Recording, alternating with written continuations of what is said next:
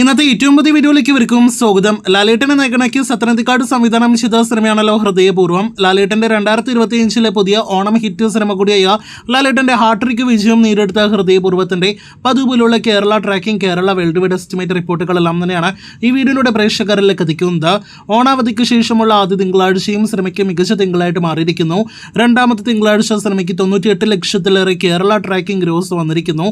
അപ്പോൾ ഇന്ന് 1 കോടിയല്ല, 1,50 ലക്ഷത്തിലേറെ ഗ്രോസ് ഇപ്പോൾ തന്നെ സിനിമ ഉറപ്പാക്കിയിട്ടുണ്ട്.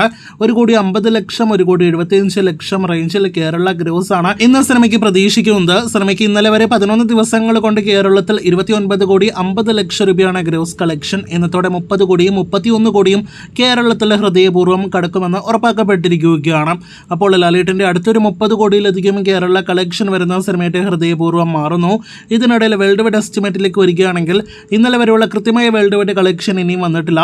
ഇന്നത്തോടെ 63 കോടി രൂപയ്ക്ക് മുകളിൽ സിനിമയുടെ വേൾഡ് വൈഡ് ഗ്രോസ് എത്തപ്പെട്ടിട്ടുണ്ടാകുമെന്നാണ് പ്രതീക്ഷിക്കുന്നത്.